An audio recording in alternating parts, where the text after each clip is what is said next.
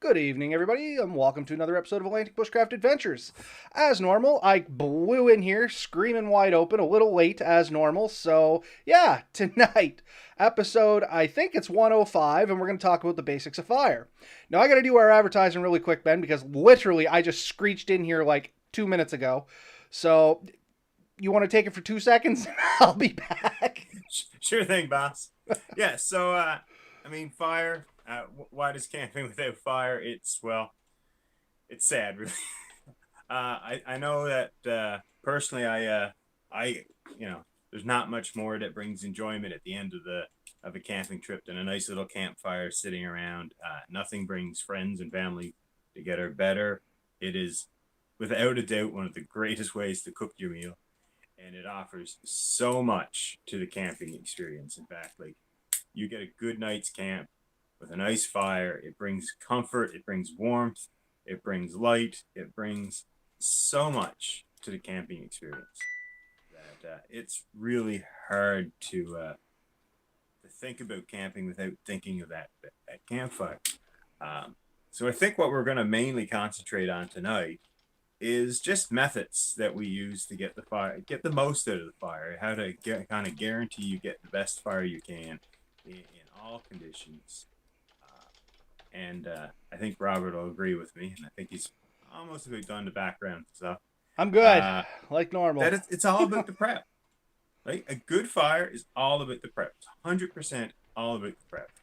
Yeah, no, 100%. And I mean, prep any time you make a fire. Like every single fire is about the prep. Doesn't matter if it's winter, summer, spring, fall, wet, dry, snow, sleet, hail. Doesn't matter. If you don't have a good prep, you're not going to get a good fire as quickly and as efficiently um, as you would otherwise. Like, I mean, we've all been out there. We've tried to, rang dangle a fire together, grab a small piece of birch bark and a handful of softwood twigs. We light the birch bark, throw the twigs on, then we're screwing around for the next 10, 15 minutes to try and get the fire to grow.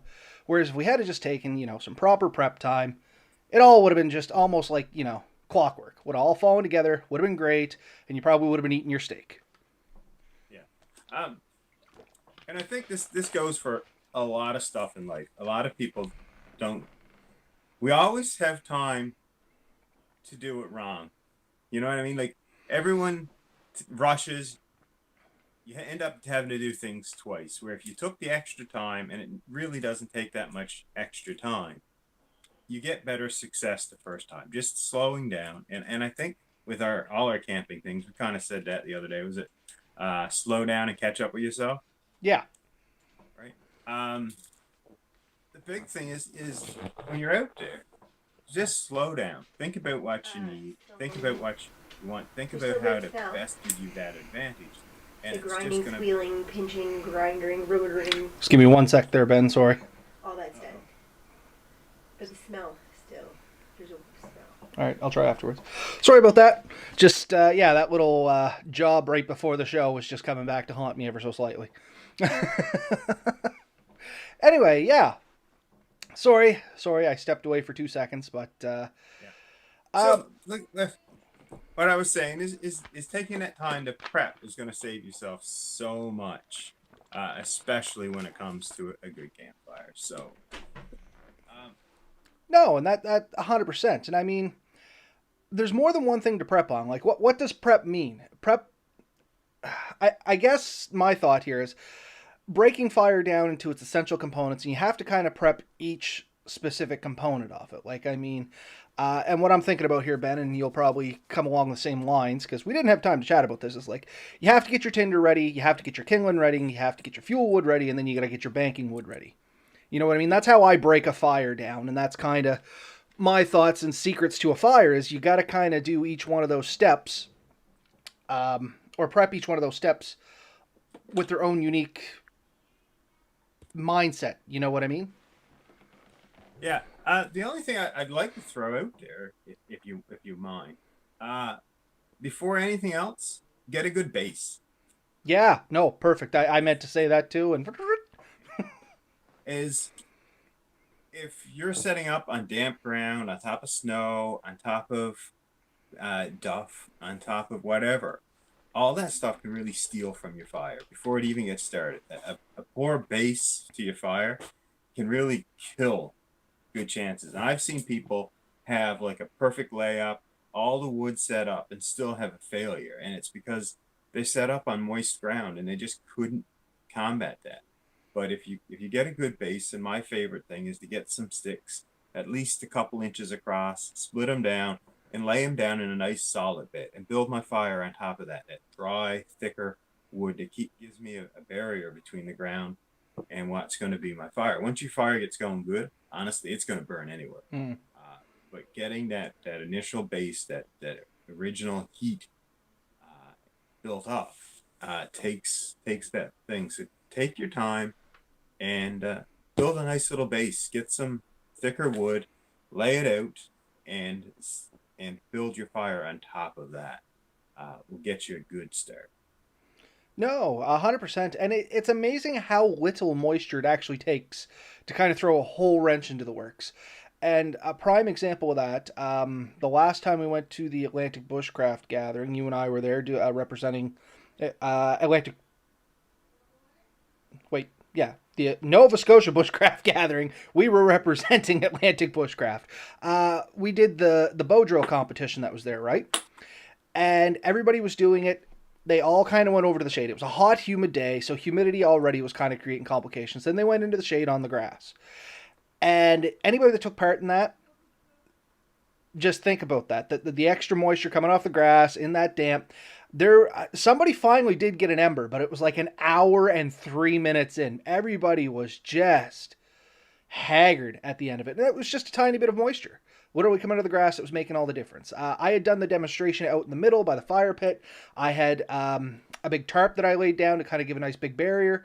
At the time, I didn't even think about it. I just did it, you know what I mean? Everybody went off to do the bow drill competition. I was like, okay, here we go, and didn't think any more about it. But yeah, that's what created a ton of the problems there. Same thing goes, as Ben said, when you're building your fire. If you have any of that moisture, and far too often I see people go in, they take a stick and they rake a hole in the ground. They're like, oh, the ground's damp. That'll be perfect. The fire can't get away.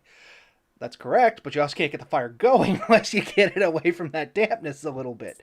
And as Ben said, get some nice, thicker, nice drier logs, put that down on the bottom, build your fire on top of that. That's going to give you that separation until the fire gets hot enough. It'll basically, just steam away any water that's going to be in there that's really going to cause it any problems. And then you're good to go. Yeah. It's a simple step that I would say even some fairly experienced people miss. I've seen some pretty experienced woodsmen still try to build a fire on the bare ground without doing any prep. And you know what? It works sometimes. Like, there's a reason people do it, because you can get a fire going without doing that. But that extra step, that extra 5 minutes or 10 minutes it takes to set that up, a really nice base, can save you a ton of trouble, and it's really never going to hurt you. So take that extra time and do it, and I think you're already ahead of the game. Like, you're already going to be in the top few percentage of people who can get a fire going anywhere if you've already started off on a decent little base. Yeah, 100%. And the other thing I'd like to throw into base, and I'm sure you'll back me up, some sort of protective ring, because the other thing I see in this is somebody will find a nice big rock. They'll build a fire on top of said rock. Goes great. Big gust of wind. It all blows away. And now, one, hopefully, all it does is your fire's gone. Two, if it's dry or something, you now just created potential, for a forest fire and things like that. So think about the location as well. You kind of want it somewhat protected from the wind, but you want enough of a breeze that's going to take the smoke away from you. Or, if you can, enough of a shelter that it has no choice but to go straight up. So you kind of got to find the nice balance point there. But the big thing is, if you are going to be like on wide open ground, if you can potentially do it, set yourself up some sort of little protective barrier around it. Everybody, the classic one is stones, as I'm sure you know, Ben. Everybody's seen a stone fire pit. When they think fire pit, they think the stone ring, right? And that's what that does. Now, if for some reason you're in an area where you don't have stones, because it happens, you just don't have enough stones to do it, or it's going to be far too much work, you can use larger, damper logs and just keep it a little further away from your fire pit. You know what I mean? Yes, eventually they'll burn out, and yes, they'll probably char, but it's still going to offer you some good protection. And if you're going to be there a while, you can just keep some extra logs around and switch them out as they get bad enough. If so needs be. But I mean, if you get a fairly punky log that's damp, it takes a long time before it really goes to snot on you. Exactly. In fact, a round, like solid round wood, is incredibly hard to burn. Actually, it can be. I've often used that method where I surround my fire with round logs, and intentionally, because what I'll do is as the fire gets going, I'll roll those in and just replace them. And that's if I can't get a lot of good dry wood, that's how I'll dry my wood. I'll get the good fire going in the middle. I'll keep a ring of next firewood around it, and I'll just keep rolling them in and keep replacing them. And that'll get me through a night, no problem. Just using that method so that you just keep rolling the damp logs until they're dry, and then they go into the fire, and you keep adding them in. That's a great method. And in fact, the nice thing is it kind of leaves a much lower trace than the fire ring, because few people that create a fire ring with rocks ever clean it up. I've driven down woods roads and you can see where people have set up these rings and they haven't been used in years. Literally woke up in the morning, kind of gave themselves the wipe down, off they go. Ring still left there, and the worst part is they leave them in the weirdest spots, like a turnaround spot, down a logging road. I like to go down logging roads, see where they go, do some camping stuff like that. But if there's this fire ring right in the middle of it, it's just so inconvenient to duck around, especially if you got like a lower car or something like that. Because before I got the truck, I have been known to take the Rondo in places that it probably should never have gone. And it's just inconvenient. So yeah, that I guess that goes right along with that too. If you do make a fire ring, and this is not a permanent campsite for whatever reason, always follow the no trace method. If you set the fire ring up, at least dismantle it when you're done. That way, if the next person comes along, even if they use the exact same campsite, they'll have the enjoyment or the laborious task, whichever way you want to look at it, of building it themselves. And it is a little bit more rewarding. But if it is kind of a semi-permanent campsite, on your own land or land you know of or know the owner of, then it's not so bad. You know what I mean? And if you come across a campsite and there is already a fire ring, don't make another one. Reuse it. That's generally how I'll do it. I've been to plenty of great little campsites that have been set up in this province for years. People are using them. And most people do this, so it's not a big thing. I do keep it clean and tidy, though. Like, don't fill it with garbage when you leave. I've come across ones just full of Tim Hortons cups and everything else you can imagine, even to like kids' toys and stuff. So, in case you first, yeah. So, oh, go ahead, Ben. No, I was just saying, like we've already covered what I think a lot of places. Like I've seen a lot of people talk about fire and stuff, and we've talked about it in the past. We've covered two things that I think are highly missed on a lot of other people. Not that they've never covered it or no one does. There's some great people out there that do cover these very subjects. But these are two things that like I legitimately think are overlooked more often than you would think. I can guarantee you the good base one is. Like I said, more often than not, as I said, you just see somebody pull some moss back. Oh, a nice, perfect damp hole to build a fire in. And then they work laboriously to try and get a fire going. And you just kick back and you're like, you are going to be exhausted by the time you get that going. And you're going to have no firewood because you used it all trying to get it warm enough to get the moisture out of there. So, and when you get in, like, I know it's real easy and it was, use birch or use this or use that. Oftentimes, like, you're going in, there's tons of birch all over the place. And then you get to where you're going and there's not a stick for miles. And he's like, what happened to it all? And it seems to happen more frequently than you'd like to think, right? Especially if you're going to popular places to camp, because everybody's already rated. The closer you get, the more it's rated. It's all stripped up 7 feet off the ground. They're all dead. That kind of brings us to our next tip, if you're not already doing this. Gather some of your tinder supplies as you're going in. As Ben and I go into places, if we see, some good dead birch bark, we try not to rip it off the live trees. But if you see some down birch bark, or you see some, like, cattail fluff, or something like that that's going to work as a good tinder, I know myself, I'll stop and I'll actually add that to my tinder kit. And then I always have an amount of tinder. And even if I don't bring my tinder kit, I just shove it in my pockets. And that way, if I get there and I know I have something to get me started. Yeah, I've often found, like, dead birch bark. They're completely rotten. I'll just take the knife and run it down, and you can take all the birch off, and that's still surprisingly good. The other thing is, I'll generally try and grab the birch that's already hanging off. Like, it's not helping the birch tree anymore anyway, so I'll grab that. But I will never cut into a live tree and then take extra bark off. And if it's not basically falling off, I'm not taking it. Yeah, and that's kind of the best way to be, because if a lot of people say, "Oh, it doesn't hurt the tree," well, I beg to differ. It you can visibly see where people have done it. You'll go into old, I'm thinking like Dollar Lake campground and stuff like that, which you're not supposed to take the bark off the trees to start fires, but everybody does it. Let's not kid ourselves. And you can literally see where somebody has like stuck a knife in and took a ring off the tree, and I mean it's permanently scarred like that. You know what I mean? Just drive around the campsites, go look at any of the birch trees, and you will see scars all over them from people taking the birch bark, going, "Oh, it's just the bark; it won't hurt the tree." There's a name on it, girdling, I think it is. Maybe. I don't know. If you want to kill a tree, one of the methods for killing a tree is to strip all the bark off for one area. You only need to do a couple inches, and a lot of trees won't survive. It'll actually kill the tree. It'll just die from there up. Well, if I'm not mistaken, and I could be completely mistaken, I believe a large amount of the water circulation and sap circulation in a tree is done through not necessarily the bark, but basically the layer between the wood and the bark. You know what I mean? I can't remember what the name of that is. There's a name for it. I can't think of it. A lot of people say you can eat it. Tastes like bacon off some of the softwoods, and I can tell you right now, it doesn't taste like bacon.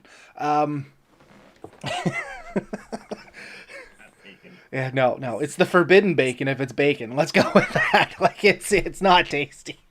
Edible, yes. Tasty, no. It's like turkey bacon, not bacon. Yeah, no, it's not bacon. But yeah, I believe a lot of the Scott got it. Cambrium layer. Cambrium. Yeah, that's exactly it. Thank you, Scott. Dave. Lots of people got it. Oh, there we go. Oh, everybody's jumping in. But yeah, anyway, I believe a lot of the moisture transfer happens there, like especially during the spring, during green up. The tree puts, especially with softwoods, it takes a lot of the moisture that's in the tree, puts it into new growth. So you'll see all those light colored needles and stuff coming out. And from what I remember, most of that moisture taken in through the roots, sent up through the bark and through that layer and sent out to that new growth. So if you remove that, it doesn't really have an effective way to, to grow. And I believe you're completely correct. In fact, I believe that for most trees, your center part, your heartwood, all it supplies to the tree anymore is support. And you could be completely right. Like that's it's the outer few millimeters of wood that carries most of the nutrients and everything else up. And then the bark, of course, helps protect that and also provides function. So ripping that off. Ring barking. Yeah, interesting term. So anyway, yeah, just food for thought. So if you're walking in, grab some tinder, good base, and some sort of, wind protection. So now you have your site picked, you got a base, you got a little protection, and you have a pocket full of, let's assume decent tinder. So now that you have that pocket full of tinder, depending on how you're going to start your fire, you may want to start there and break down your tinder. If you got like a Bic lighter, which I suggest everybody carries, regardless of how you want to start your fire, because at push comes to shove, it's the easiest way to start a fire. You know what I mean? You flick a Bic, bam, fire's going. You don't have, it takes very little effort, and away you go. But let's say you want to do something like a friction fire. You want to do a bow drill. You want to do flint and steel, something like that. Your tinder's going to have to be broken down. And you and I seen that, Ben, when we tried doing the friction fire there. We got an ember going a couple times. We didn't really take the time to process the tinder down as much as we should have. And if we probably would have had successful fires. And there's a number of ways to break stuff down. But I mean, especially birch bark, I'll roll it in my hands until it basically crumbles down into stringy bits, or you can pull it with your hands or anything. Just break it down. The more surface area you can create on anything that's burning, the better it's going to burn. So that not only your tinder, but that's the idea behind splitting wood. As Ben said, round wood tends not to burn as well, but if you split it tends to burn. And that's the key. Remember, you need fuel, heat, and oxygen to create a fire triangle. And the more fuel you can create, the more surface area, the better that's going to burn. Man, your volume just got so much better. I literally haven't changed anything on my side. I didn't think I'd change anything on mine either. Ooh, network ghosts. Man, they're going to have to start paying proceeds to this. I changed something on my laptop. That's the weird thing. Anyways, no, I was going to comment. Someone mentioned on the trees there, and I lost the chat completely. Um, Using like Christmas trees, old dry boughs, Mm. it's pure gasoline. I Oh mean, yeah. Well, which is it? It's pine. Pine has fat wood, right? And that's basically just turpentine soaked wood, oh which yeah, is literally like flammable. Most softwoods have resin in them, and resin in general is flammable. yeah. But the evergreens when the boughs go red, we call them blasty boughs. Oh I mean yeah, that's it. You toss that on a fire and you step back a few steps because it's getting hot. So that is an awesome fire starter. And in fact, if I see that, that's definitely going into my fire bundle. I'll grab a few handfuls of that, throw that in with a tiny bit of birch, just something to get it going initially, and you're going to get a hot flame, and you can usually get almost anything to light off that. So prep after that gets a lot easier. But there's your thing, like the little steps up front. I mean, you can get away with much bigger mistakes later and not have to worry about it. Like it makes a huge difference. Uh, so it's yeah, Dave. Actually, that's a good thing too. The best broken down tinder is what I found on the road after being run over by cars and trucks, and that's completely correct because it's all broken open. It's on a flat open surface, and it catches a lot of sun. It's bone dry. yeah. So, Oh yeah. Sure. um, Um, so how far do we want to get into tinder bundles? Do we want to talk about like the different methods of igniting them and how you should prep them, or you want to keep this simple? Ben, how's your thoughts? We're about 20 minutes in. well, let's talk a little bit because I have like, and I'd like to know what your how is your favorite way to lay the wood out? I mean, everyone has their method. Like my wife likes the TP method. Um, Depending what I'm using, to be perfectly honest with you. If I'm using softwood, I do basically the spaghetti sticks. I just kind of throw it into a ball. I take my tinder bundle, and once it's going, I set it down and I kind of pull it over top. Now, if I'm using hardwoods or popple, I tend to use like the log cabin in a triangle. I kind of do two this way, one this way, and I just kind of build it up so there's a little opening. And then I slide my tinder bundle in there and add small fuel wood to ignite the wood around it. Uh, I also like the log cabin, but I make mine square, and then I get my bundle in the middle, and then I make a roof on it mhm. that's kind of flat. And I find once you get that lit, like you're gonna get a nice, which kind of makes me question why we build houses that way because it's Well, I mean, look at new construction. As a firefighter, I can tell you now, like new construction, especially like with all the glues and stuff in it, you built a stove that burns. You know what I mean? Like it's literally a stove that burns. So it starts inside, it collects all that heat. You hit flash over, it all gets really bright for about 5 minutes, and then it all just falls into itself. uh there used to be a poster at my cabin when we bought it. It was already there, and it said Newfie wood fire stove, and it looked like it was made out of wooden planks. It was just a picture, and it's guaranteed to burn for 4 hours. But yeah, that's kind of how houses are built, especially like anything built in the last 20 years. It's just a giant stove, which is kind of terrifying, but there's safety things built in like when they're built. Don't get me wrong. I'm not trying to terrify anybody, but the reality is when things do catch on fire nowadays, they burn a lot more readily and hotter than they did, say, things that are built like 60 years ago that used, old solid beams and stuff like that. I'm trying to think what it's called. Like the old pole and beam construction. Is that what it's called? Post and Post and beam. beam. Yeah.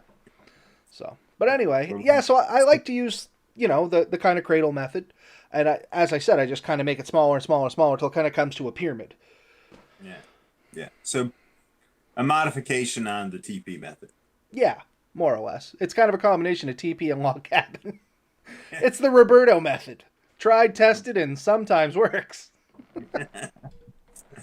Yeah. Uh, but yeah, I mean, I think most people know, and we don't need to harp on it. But you start with the smallest wood you can find, and you just keep building up. You want to start with something smaller than pencil size, then maybe finger size, and then up wrist size. Once you get to that, you can pretty well burn whatever you want. And you can carry that to logical conclusions. I've had fires good enough that I was throwing 6 and 7 inch round wood on and getting a good fire, right? So after that, it's how big do you want your fire, right? And I did post something on our Facebook page there a little while ago, and it was actually one of the better methods of how to figure out how much wood you need, because that's another thing that a lot of people get wrong. Even and I don't want to say wrong, they underappreciate, even experienced people, how much wood you actually need to accomplish a decent fire. And I'm just trying to see if I can find it here. So for our tinder, or our kindling is what I call it, which is the pencil size stuff, it recommends, about your fingers outstretched into a circle. And that's just your fine fuels. And then your kindling, which is what they're classing it here, is like the size of your thumb, about the length of your arm, just, random references. They want, like a good arm load. And then your fuel wood, which is like the full length of your arm, maybe around as your wrist, or up to your knee if you want that. They want that stacked about as high as your knee. And that's just to get your fire going. That's not to sustain your fire overnight. That's just what they recommend to get your fire going. And you know what? It's not a bad little thing. It's probably one of the better ones I've seen in a long time. Because if you get that much, you're basically guaranteed to get a fire, which is why I liked it. Yeah. I know, like, if you go to the park and you buy the wood they give you one bundle of more or less split wood. There's no kindling or anything in it. And that one bundle, you can easily get your arms around it, and you're paying $5 for that. Or more. I find that unless you're just planning on roasting a couple of marshmallows and sending kids right to bed, that ain't doing you any length of time. Like that is the bare minimum to get a fire going. You're looking at 2 or 3 of those a night. So that's at a campsite with a little camp, a camp setup and all that. You're in the woods, you're expecting to get a bit more out of that. That's your entertainment, that's your heat, that's your cooking for the night. You're right. You want a decent pile. You'd be surprised too what you get out of a few good logs. Like, you can get quite a bit of wood out of a couple of dead trees. Oh yeah, for sure. Like say 6-inch, 8-foot log. That's quite a bit of wood. Oh man. The last time I went camping, we had the little titanium stove in the hot tent. We cut one 4-inch tree down, dead tree. It was right behind the where we set the tent up, which was awfully convenient. And we got our entire night's wood out of that one 4.5 inch tree. We took it, we split it down, we had it, it built a decent little pile. Probably, like you said, about knee high and about 3 to 4 feet long was what the bundle built up like.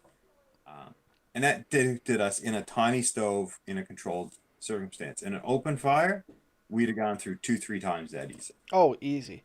So the other method I like to think of or keep in my head, which I use a lot more than that one was great, but the thing I think of is the rule of 4.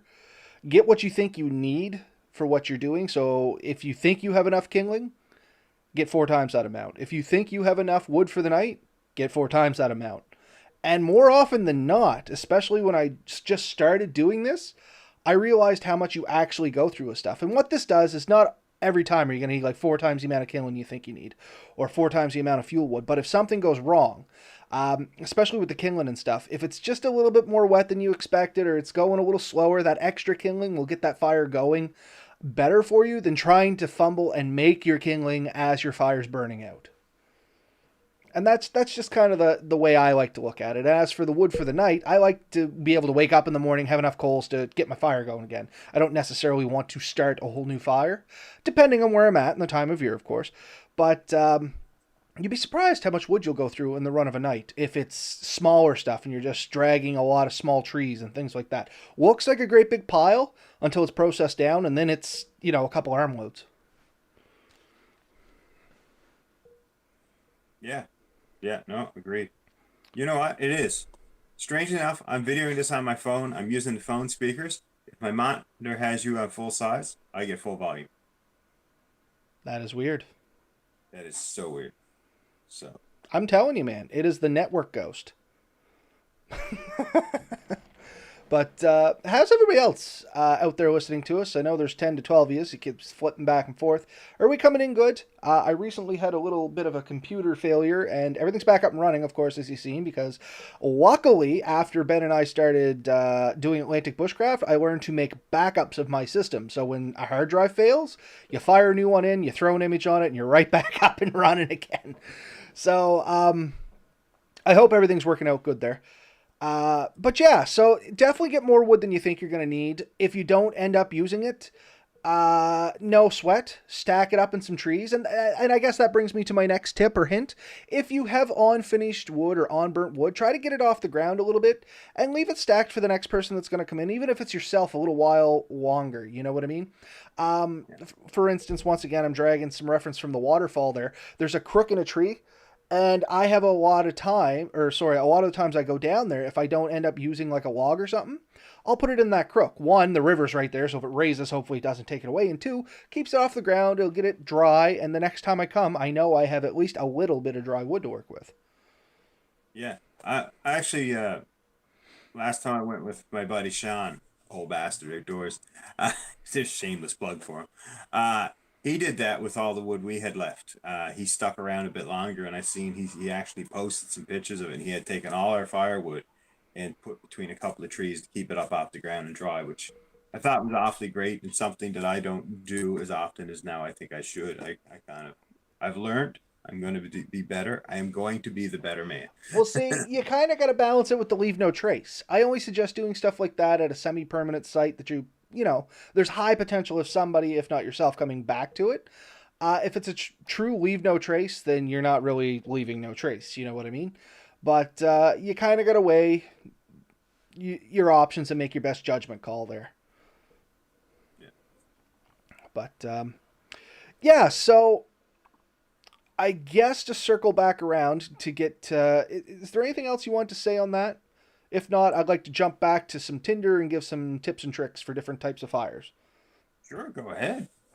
So, fire's always been kind of one of my passions when it comes to bushcrafting. I like trying different types of fires and how to make it. And I have learned a few things when it comes to tinder bundles. And one, unless you're using a Bic, and even if you're using a Bic, honestly, a tinder bundle is a necessity. If you have never made a bow drill fire or a hand drill fire or a fire plow, which to this day I still haven't successfully made, I'll openly admit that. I've tried, I've got an ember, but I was so tired afterwards, I just could not blow it into flame. But like a Rudica roll, any stuff like that, you need a good tinder bundle. And a tinder bundle itself, if you want to go down this road, is kind of broken down into its own parts. Much like your fire, you need like your super fine fuels, or what I call your flash fuels. And that is like, the fluff out of cattails. Nice dry flat cattail, a little bit of that in there, some usnea or old man's beard. That would go, like, that's almost a flash tinder in a pinch. If you grind it, work it down your hands, you can use it. Or if you scrape birch bark, as I'm sure you're aware, Ben, I think we mentioned that when we were trying to get the friction fire going. If you scrape that and you get the oils and stuff together, that's kind of a flash fire, a flash tinder. You have to start with a good flash tinder if you're going to use any kind of ember method. My opinion. I mean, I'm not an expert, by far, not an expert. But I have found in my own experience that if you don't use some sort of flash tinder, you are really going to work for stuff. And lots of people, don't get me wrong, they go out there, they make it with like old dry pine needles, old dry grass. It does work. I'm not saying you can't do it. I'm just saying it is so much easier if you incorporate some sort of flash fuel into that. And once again, if you're using dry grass, I know Sam's a big fan of using dry grass and stuff like that. He breaks it down in his hands, and he gets it down to like that chaff is what I call it out here in the boonies. I don't know what it's actually called, but anyway, you get that powdery stuff, and that's what he uses as his flash fuel. It's just, he doesn't call it flash fuel. He just keeps it all as the bird's nest. You know what I mean? And I mean, there's a lot of terms that are kind of interchangeable, but not interchangeable. So I'm not going to say know what you're talking about, but if you are chatting with somebody, just make sure your terminology is what you actually mean, because not necessarily what everybody calls one thing is the same thing. Because when I say bird's nest, to me, that's not the same as making a tinder bundle. You know what I mean? But a lot of people, that's interchangeable. Tinder bundle, bird's nest, all the same. And that's fine, just kind of explaining it out, not to ramble too much there. Cotton balls and petroleum jelly. So as a good fire starter, and Red Bear Tactical just brought that in, great for using like a Bic or a ferro rod or something like that. Not so great for blowing an ember into flame. The petroleum will actually, because you're just using a spark, essentially, it could actually put it out. So once again, you kind of got to match your tinder up to your fire lighting method. And a lot of people like ferrocerium rods because I mean they work well, and it's almost as reliable as a Bic, but not quite. You know what I mean? The downside being if a Bic gets wet, you potentially have to dry it out. Ferrocerium rod, you can throw it in the water, pull it back up, give it 2 or 3 scrapes, and you're right back off to the races. But remember, a Bic has an open flame on it. It's the one tool that you just, give it a click and there's a flame, which if you hold it to something long enough, it will ignite. So that's why we always recommend you bring a Bic, even if you want to try friction fire, ferrocerium rod, magnifying glass. Don't care what you want to try. I encourage you to try it all. Always bring a Bic. Don't rely on that individual method to light your fire. I don't even like bringing matches as my only method of lighting fire because, once again, you can burn through a lot of matches in a windy area if you're not really proficient with matches, because there is a right and a wrong way to use matches. Not many people know that, and not many people are practiced with them. And once again, nothing wrong with that, but you can burn through an entire box of matches. I've done it. This is how I know there's no right and a wrong way to light matches, because I've burnt through an entire book of matches and not gotten a fire going. So, have you ever tried the trick it where you split a match? Yes, I have tried it. I have never successfully done it. You? I have seen it and I've done it, but I mean not in a wood situation, but just messing around. Someone say, "Oh, you can split the match." But yeah, I just wanted to say like these other methods, ferro, cotton jelly. I use the wax and makeup pads because well, I have to wear makeup anyways. No, That's how you look so beautiful. this is not natural, people. Oh, we are doomed. But yeah, and I like to call a lot of these things like fire extenders. You know what I mean? Because you still need a way of lighting them. But even in your bundle, all these things are great to me. Just outside of that finest detail, like once you get that small flame, that's going to guarantee you the flame's going to grow big and strong quickly. There is a spot that you can put that in your tinder bundle, and I don't think people necessarily talk quite enough about it, nor maybe will we. But like you said, you start with your finest materials with that, and you work your way out. And then on the outside, you can have full grasses or larger things. But by then, you should have a solid flame going. And this is something that's really going to produce enough heat to get small wood going. And that's the thing. Each thing leads to the next. And the more levels you can put into it, the finer you can get your finest materials, and the smaller the jumps are between each level, the smoother your transition is going to be, and the more guaranteed you're going to have of good luck. It's down to your patience level and the time you're willing to put into it. But if you're willing to take the time and really separate those materials out, you get down to a point where it's a guarantee. You're not going to have to work at it anymore because you've already set up all the levels, and you know that as soon as you get a spark, it's just going to take off. Just yeah, and it's science. Like fire is not an art; it's a science, and the science is small, fine materials burn better than bigger materials, but bigger materials burn longer and hotter. So just get up through there. Yeah, you got to get through those materials to produce enough heat to make it worth your while. No, 100%. And I don't know what the real term is for it. What we've always called it is fuel laddering. You know what I mean? You start small, work big, fuel laddering. I know in the Forest Service for forest fires, we call them ladder fuels as well. And that's literally it. Your small stuff grows bigger, and as it grows bigger, it encompasses more fuel and grows bigger and bigger and bigger, and you get that ladder effect. Same thing when you're trying to make a fire. As Ben said, start small, work big. I had a point, and I have no idea what I was going to say. Yeah, the more you do that, it wandered off. I was reading comments, lost my train of thought. I do that often. But anyway, yeah, if you can do that and you take the time, you put the patience in. The key thing is a lot of your prep is not strenuous. It's arduous. And it's better to be, take your time, do the arduous tasks, because then when you get into the strenuous tasks, for instance, if you're going to try like a bow drill, that's a classic one that everybody, generally wants to try. And if you get an ember and you don't, have a decent fire bundle and all those stepping stones to get your fire going, you get very discouraged very quickly about trying to successfully make bow drills. Because if you can't get that ember into flame, after 4 or 5 times and you're exhausted, you just don't want to do it anymore. And you get the, oh, this is, screw this, I'll do something else. And if you want to succeed with a lot of these different fire methods, and especially with a hand drill, and I can tell you this from personal experience, hand drills, very, very delicate embers. If you don't take like a good hour to make a proper fire bundle, and I'm dead serious, it can take up to an hour, you will just blow that ember clean away, and it won't go anywhere. When I saw fire, I catch the sawdust and put it with cattail into my tinder bottle, and that's just it. Like nothing, if you're wise, everything has purpose. And Ben and I have said this before, like when is downtime? And if you think about that, everything you're doing can lead to something else. As Dave said, if you're sawing wood, catch that sawdust. It can go into your tinder bundle. You know what I mean?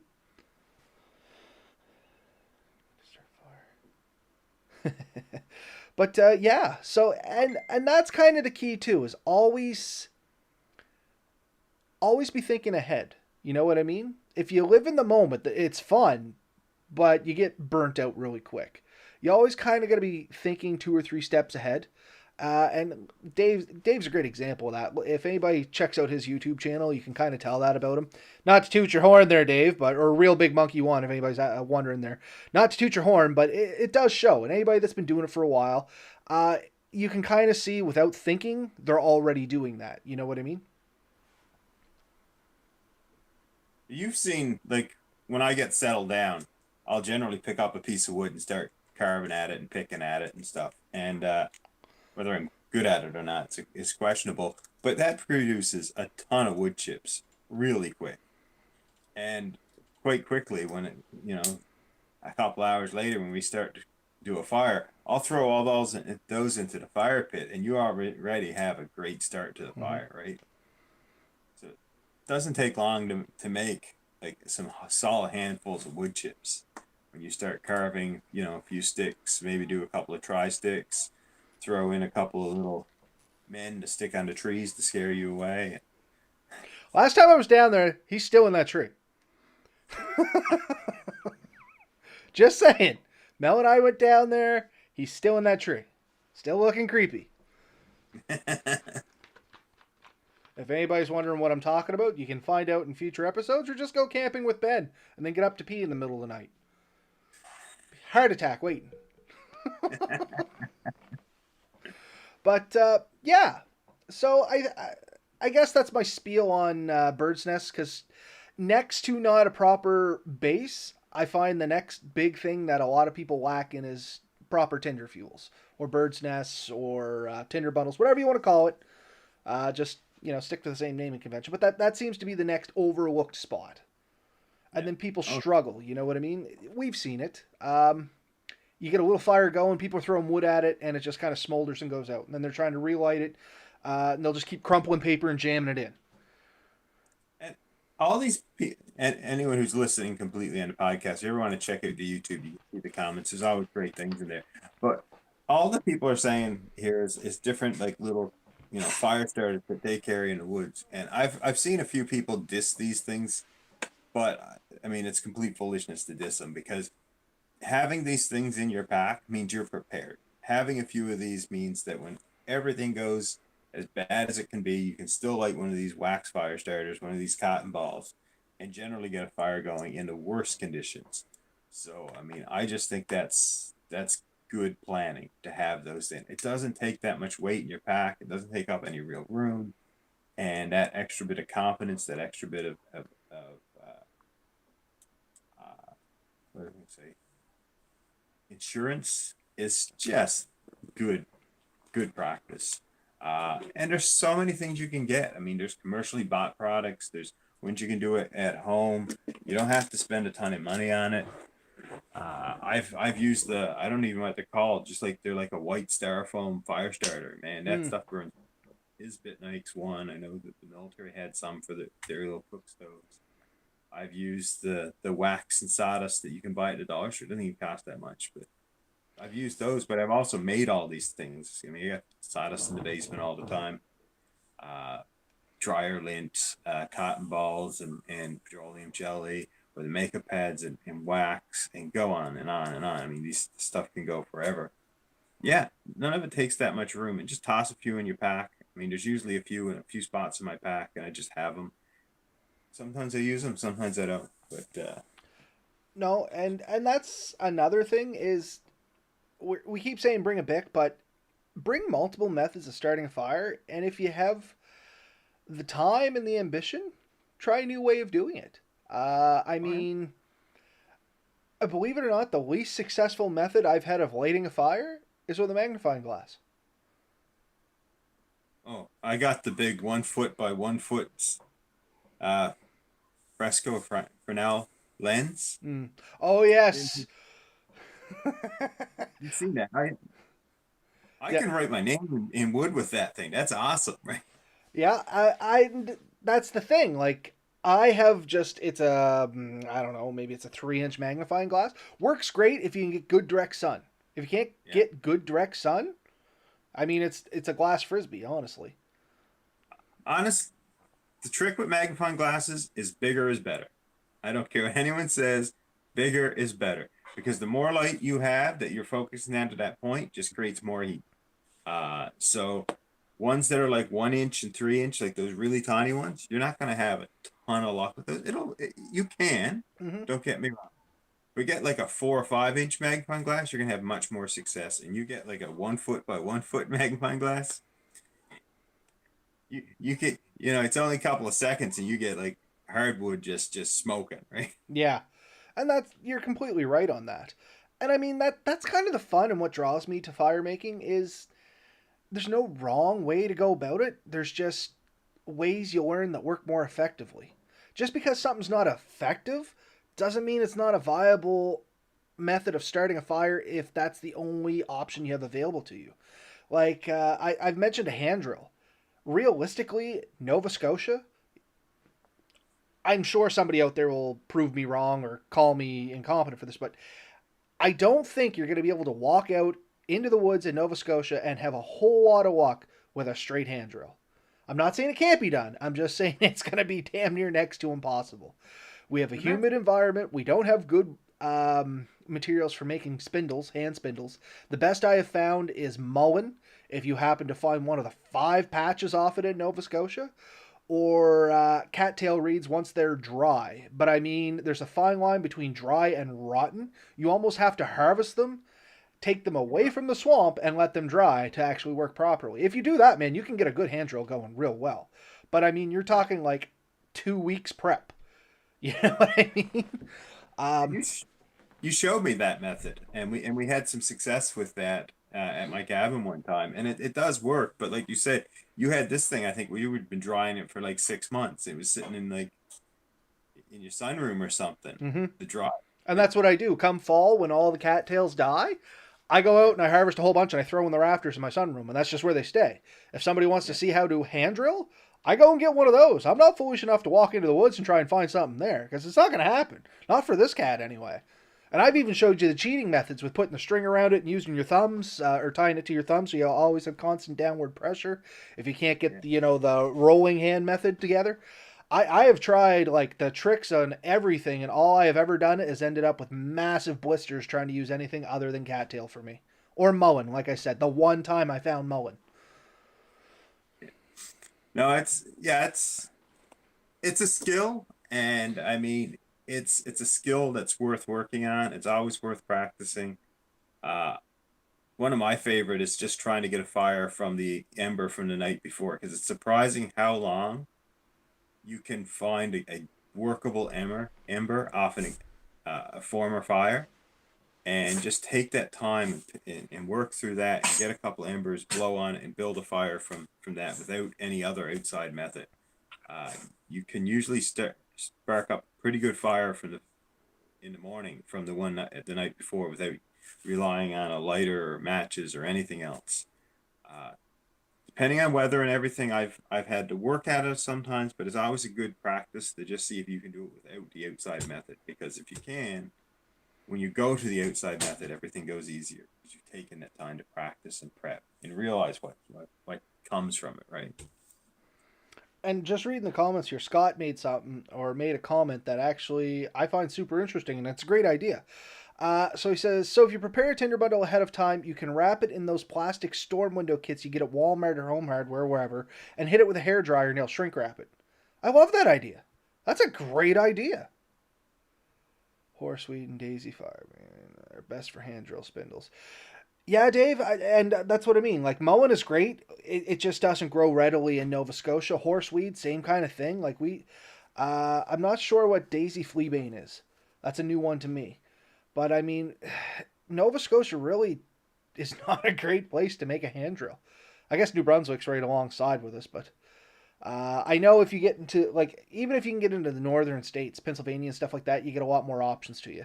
But I just myself have not had great luck here in Nova Scotia. I can do it. I have videos where I've shown I can do it, but it's not my go-to, and it won't be. Anybody that says they're, only making a hand drill out in Nova Scotia, I kind of want to meet them and go camping with them because I have my doubts. Once again, not saying it can't be done. Just, I'm a little skeptical. And I'm not going to say that this is some of the worst area to survive in because I don't believe it is. No, not at all. It's just no good for hand drills. I Somebody pointed out just a little while ago, and I remember watching. I think it was Dual Survival. It was two survivalists, and they came here and they were off in a small island off of Nova Scotia, and they were quoted as saying after it was one of the worst situations they were ever in because it was so hard to get the fire. The weather was so hard, the food was so hard, and there is what I'm saying is there's some unique challenges to our particular environment. And not that every environment does not have its own set of challenges. Yeah, it definitely does. But nappable material in Nova Scotia almost non-existent, uh, except for what was left here by other people. They say, if you want to fly flint, you can fly flint in our beaches, but it's usually because it was dropped off ballast from ships that came from overseas. You can get quartz, tons of quartz, but it's a brittle quartz. You'd be hard pressed to find a decent piece of quartz to make like an arrowhead here. Oh, It can be done. It's very cube-esque. You know what I mean? Like, it kind of comes off in chunks. I have tons of quartz here, but that's just it. I think the only thing we might have naturally in Nova Scotia is the odd chert vein. And I think I remember some up towards Windsor or Rawdon area or something like that. Somebody told me there was a vein there, but it's few and far between again. And as you said, Flint shipyards, like old shipyards where ships used to dock coming over from Europe and stuff, you'll find some on the beach, as Ben said. And like you said, it was ballast. They used to come over hauling it to keep the boat upright because they come over here and take timber and sail back. And they needed something to keep the boat weighted down. I did find a piece. I was down past Windsor. I did find a couple of large chunks of what I would consider chert-like material, and I managed to get sparks and stuff off of it, and I could nap it a little bit, but I've never found any great quantities of it. I know there's also a spot in Newfoundland that has a pretty good spot, but it's few and far between too, right?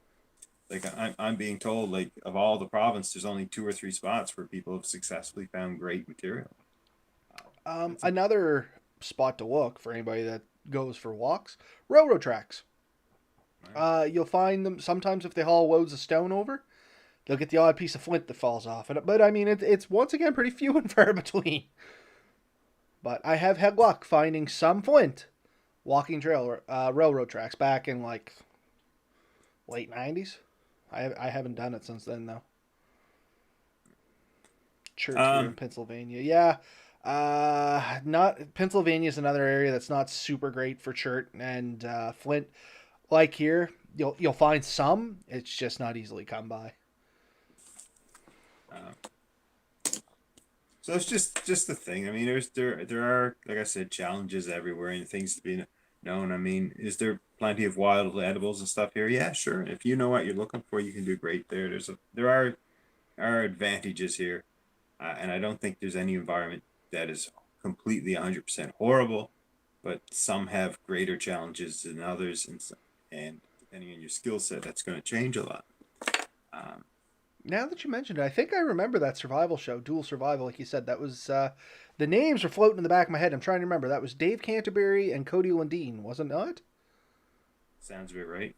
Yeah. And like you said, it was off the coast or something like that.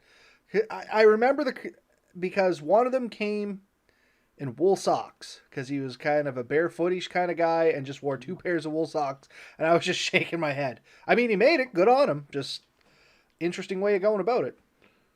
Well, I laughed at it because that's my biggest weakness. My wife will back me up 100%. Like, you send me in the woods with nothing on my feet, I'm not gonna do well. Lay down and cry a little. My wife's like that though. She loves to walk around barefoot, but it's not for me either. I like to move quite a bit. You know what I mean? Like as you know, when we walk, we go at a pretty good pace. If you don't got boots on, you're not going at a good pace. Anyway, that's a different topic, different day. Yeah. But yeah, Cody and Dave. I think it was actually the first episode, season 1, episode 1 of Dual Survival off the coast of Nova Scotia. where were they? Was it Fogo Island? I can't remember. No, that's off Newfoundland. I don't know where they were. I don't remember if they said exactly. But in any case, yeah. But yeah, that is kind of the thing is the environment you're in is going to offer some interesting challenges. And Nova Scotia, we're a coastal province. It's always humid here. Even in the driest days in the summer, it's still more humid here than the average day in, say, California. You know what I mean? So, No. Nova Scotia Island, they set up shelter and they beat a beaver to death with a boat oar. I forgot about that. They beat a beaver to death? Yeah. For food, right? The first episode was on that Nova Scotia island. Yeah, we just can't remember what island it is off Nova Scotia, because Nova Scotia itself's not an island. But we do have a couple little islands off the east It coast wasn't there. Sable Island. No, Me it neither. definitely wasn't Sable Island, because there's only like 5 people allowed on that island, because it's a protected area. Any case, actually, I think they pulled most of the research off Sable Island. I think they're trying to get it back to untouched, if I remember correctly. I did see it. Strangely, last year they were supposed to have guided tours. Seriously? Yeah, I don't think it ever happened because of COVID and all that, but they were setting it up where you could have, I think it was only, they were small parties. You had to kind of apply for it. I can't remember the process, but they were looking at it for a while where you could, maybe to raise funding or whatever, because it is technically a provincial park. Yeah. It's a protected provincial park, too, because of the Sable Island horses. I actually applied to a job out there once upon a time. Obviously didn't get it. I'm still here on the mainland, but I think I was horribly underqualified. I looked at one a few years ago too, and out there that I really thought would have been awesome to get, but I just wanted to go no. visit. But anyway, we kind of digress there. So, yeah, so if anybody's looking at that show, as Dave said, it is called Dual Survival. It wasn't a bad show, if I remember correctly, and you do learn a few things there. In later seasons, the people changed up. There was, issues with casting and this and that and the other thing, but I think right to the end, it was an okay show. But, yeah, fire. So we talked about base, we talked about location, we talked about wind protection, get your materials together, take a couple different methods, know the area you're going to be trying it in, and honestly, have a little fun with it. I think that's the biggest thing I can say is don't get discouraged, take your time, do a little research, maybe even practice at home. Like, I mean, Mel can attest. When I was learning to do a hand drill, I used to sit right here in the office, actually right where this chair is with this window open, and I would practice right here. And a couple times I have set off the smoke detectors. So, But I don't necessarily recommend doing that. I'm not saying that was the best choice I've ever made in my life, but outside in the sunroom where I should have been would have been a far better spot. It just happened to be cold and I wanted to be warm. But yeah, you're right. Practice is great, and I find just knowing that you have a backup method kind of helps me. I know some people might say, well, they'll give up too easy and they'll just go to it, so they want to really push them. But knowing that I have a backup method means that I will probably push myself a little bit more before I completely give up, because I know that I am eventually going to get a fire. Where I think personally, I would, if I was depending on friction fire, at some point I realized it's not going to work for me, I'd back off just because I don't want to waste energy that I know I can't get back.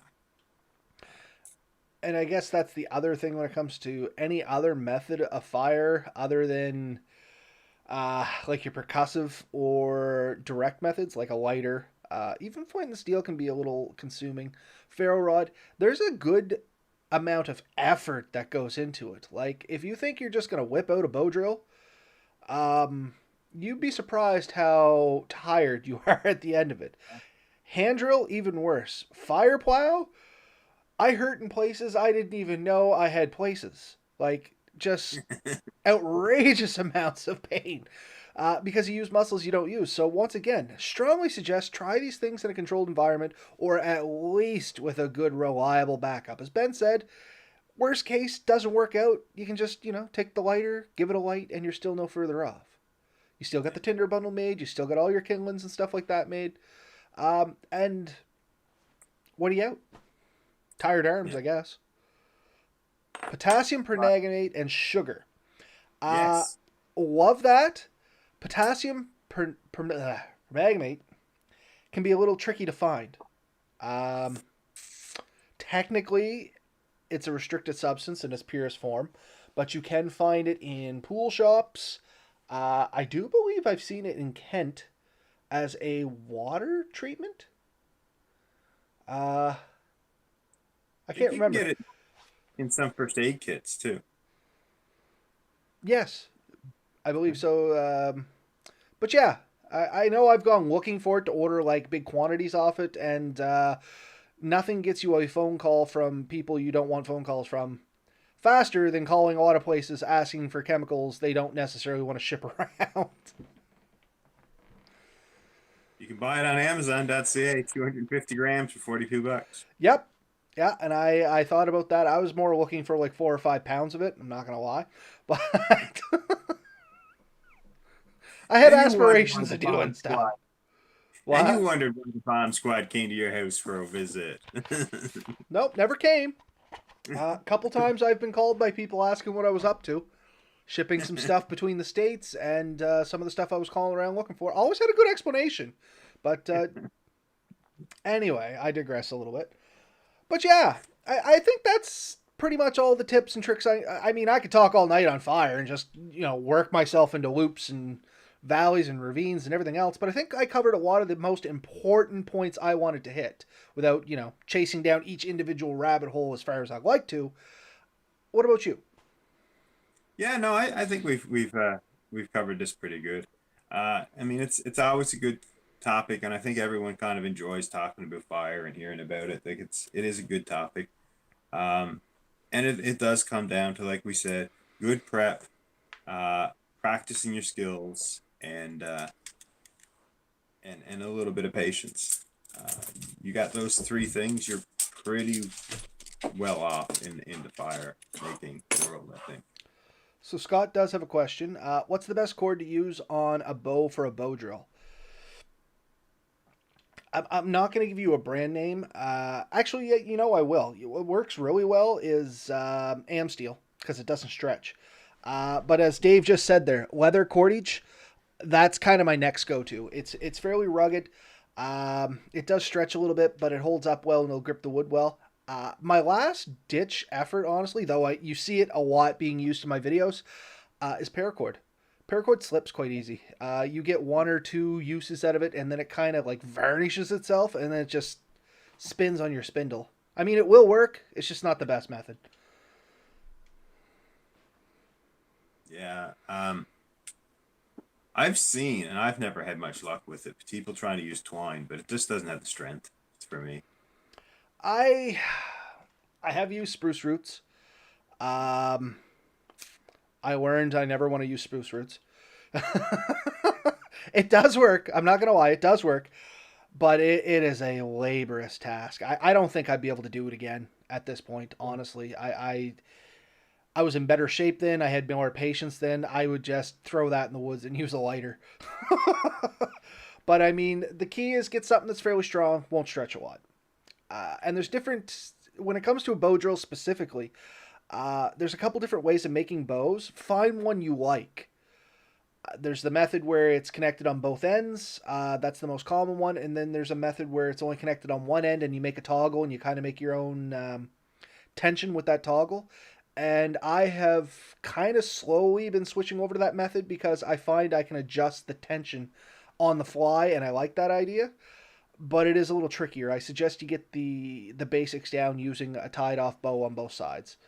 That's kind of the it gives you one less thing to think about until you get some of the other stuff mastered. My 2 cents. Yeah, well, makes sense.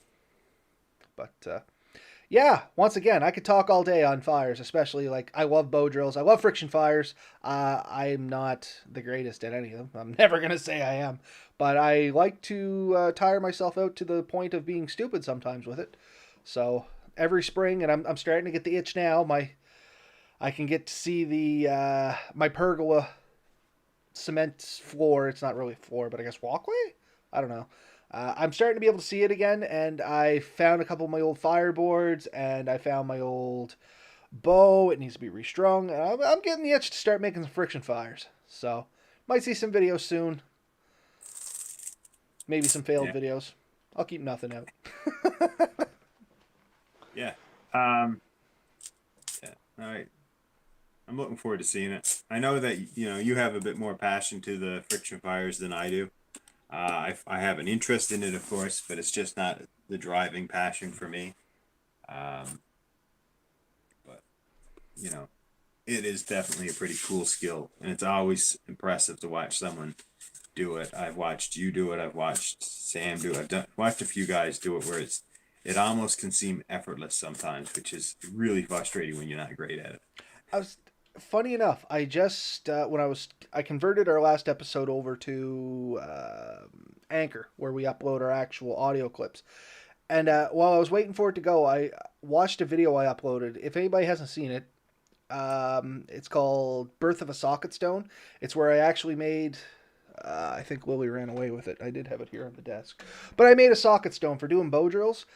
And when I think it was like 13 seconds, I had an ember. And I'm like, I remember when I could do that. I bet you I'd be 13 minutes now and probably 4 or 5 breaks before I get it now. And that's the thing with any of these methods, including a lighter. If you don't practice a little bit, it's never going to go as smooth as it should. So, yeah. But practice makes perfect, right? But anyway, yeah, I'm starting to ramble. I'll cut myself off there. What about you, Ben? Do you have any final thoughts? No, I'm good, buddy. All right. Like, well, once again, thank you everybody that showed up. Red Bear Tactical, Roundabout Media, Steve, Scott, Dave, Cherry. I seen some others up there. Duncan. I think I seen Alex at one point. Another Steve. I'm not going to scroll all the way up, but thanks for everybody that joined in. Once again, it's always been a pleasure. And always shoot us your thoughts. Is there anything you want us to talk about a little more, a little less? We always like to hear from you, and hopefully we'll see you all next week. Night all.